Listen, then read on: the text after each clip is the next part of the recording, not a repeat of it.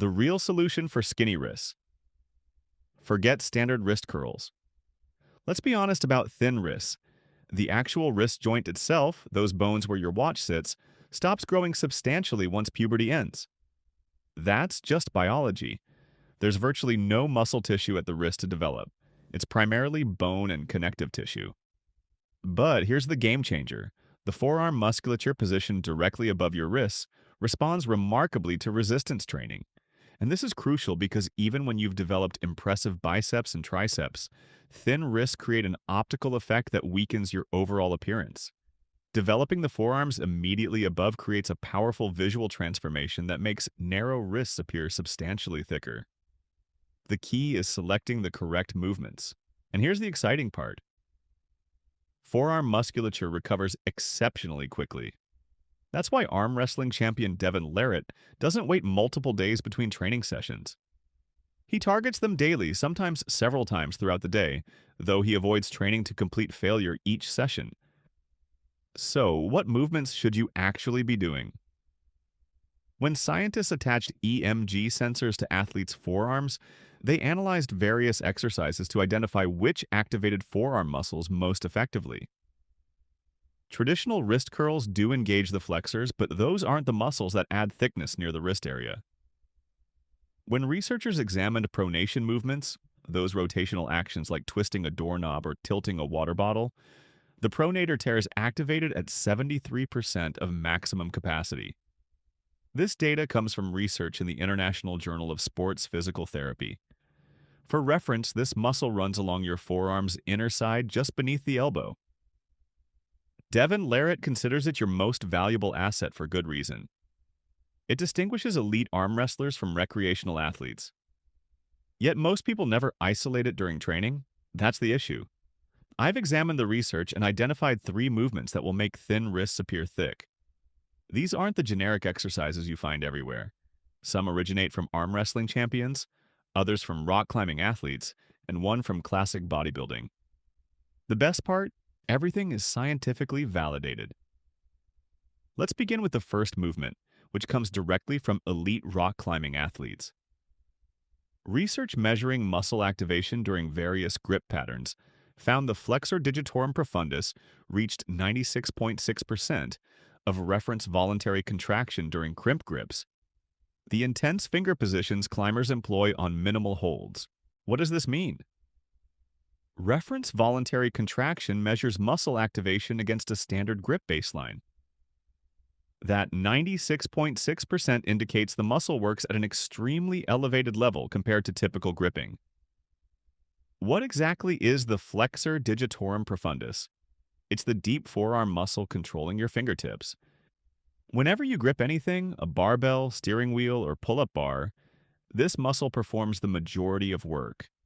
But here's its significance for wrist appearance. It generates thickness throughout your entire forearm, particularly near the wrists. Just observe rock climbers. They possess some of the world's most developed forearms because they spend hours suspended, keeping their grip musculature under continuous tension. Crimp Grip Dead Hangs provide identical stimulation. Here's the execution. Locate a pull-up bar or fingerboard if available. Rather than wrapping your complete hand around the bar, grip using only your fingertips. Your fingers should bend at the first knuckle joint, forming that crimp configuration. Your thumb can wrap for stability or remain alongside your fingers. Either approach works. Now hang with your body suspended, arms extended, don't pull upward. This grip creates significant stress on finger tendons and joints, so begin conservatively. Use assistance when necessary. Keep one foot grounded or employ a resistance band for support. Here's something critical to mention. Maintain your shoulders slightly pulled down. Don't allow them to collapse upward. And if you experience any acute pain in your fingers or tendons, stop immediately. This isn't a movement to push through discomfort. The objective is time under tension. Begin with 10 to 20-second holds, complete 3 to 4 sets, and rest 3 minutes between each. Only increase load once you can hang 30+ seconds at body weight without finger discomfort. Now here's where things get fascinating. Rock climbers have incredible forearms, but golden era bodybuilders had an advantage. Lifters from the 70s and 80s lacked EMG studies and research papers, but they possessed something else: decades of experimentation, observing what actually constructed mass. They employed a wrist curl variation that's nearly vanished from contemporary gyms. It appears unusual initially.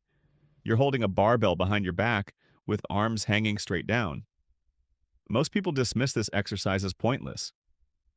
Just perform regular wrist curls, they suggest. But here's what they're missing. That awkward positioning creates a mechanical situation. Regular wrist curls cannot duplicate. When the bar positions behind your body, it physically cannot remain in your palms. The angle prevents it. Gravity forces the bar to roll down into your fingertips on every single repetition. Your fingers must curl the weight back into your hands before your wrists can even flex. That's what recruits those deep forearm muscles that make wrists appear thicker. Old school bodybuilders didn't comprehend the science. They simply knew it delivered results. They witnessed the changes in their reflection.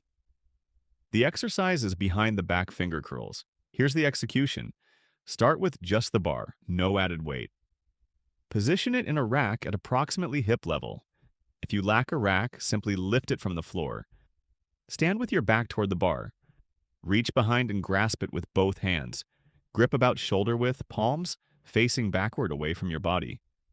Lift the bar from the rack and stand upright. Your arms should hang straight behind you with a slight elbow bend. Don't lock them completely. Now here's the most critical part.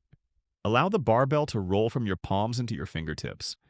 You should feel a stretch through your forearms as the weight now hangs from your fingertips.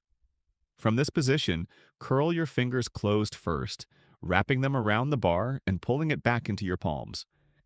Then flex your wrists upward. The sequence is fingers close, then wrists curl up. Hold at the peak for 1 second and squeeze. Then lower back down, letting the bar roll back to your fingertips in a controlled manner. That's 1 repetition. Complete 3 sets of 12 to 15 reps. Select a weight you can control perfectly. If the bar begins slipping from your fingers, it's too heavy. Reduce the load.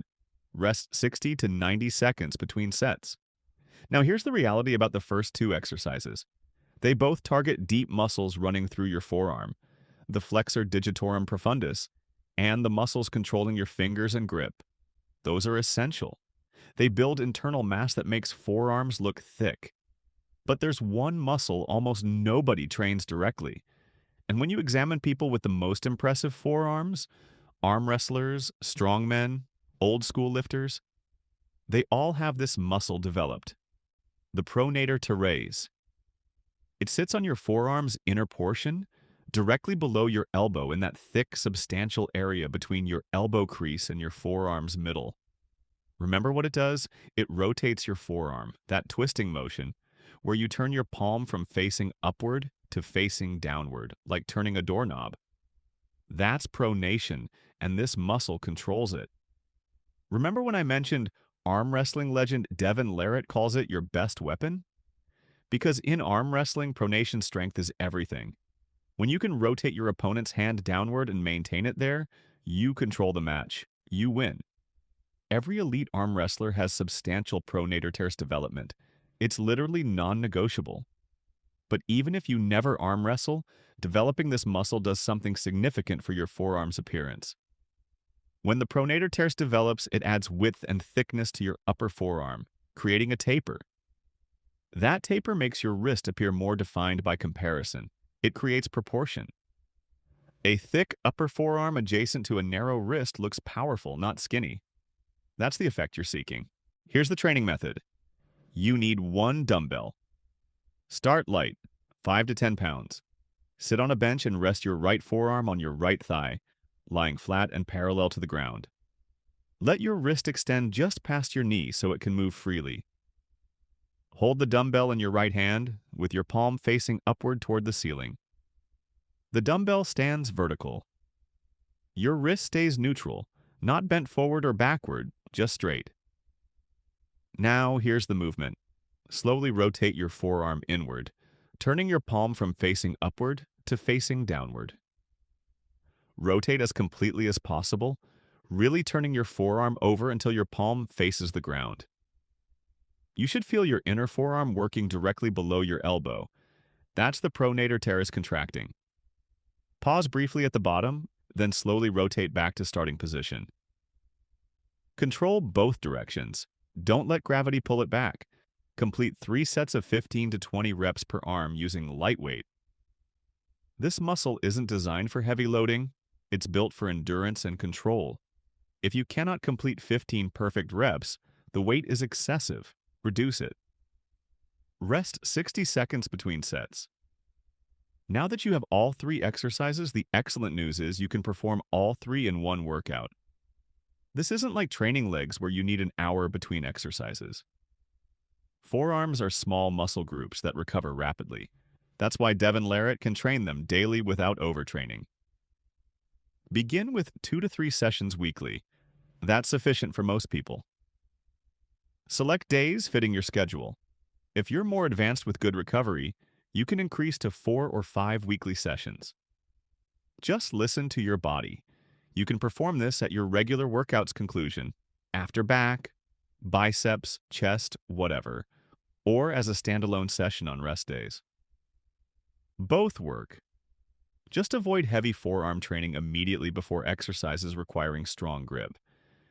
Don't do this before deadlifts or pull-ups. Here's the progression framework. Weeks 1 to 2, learn the movements and focus on perfect form using light weight or just body weight for hangs. Weeks 3 to 4, begin adding small increments, maybe 2.5 to 5 pounds, focusing on feeling the muscles work. Weeks 5 to 8, continue adding weight gradually but only if form remains perfect. If technique deteriorates, maintain current weight. Week 9 onward, you should start observing visible forearm changes. Keep progressing slowly. This is really important. Don't reach failure on every set. Remember Devin Larratt's approach. He trains for the pump, not the pain. Aim for approximately 7 to 8 out of 10 effort. This allows frequent training without burnout. If you destroy your forearms every session, you won't be able to train them again for days, which defeats the purpose. Thanks for watching. If you have any questions about this video, don't hesitate to ask in the comments.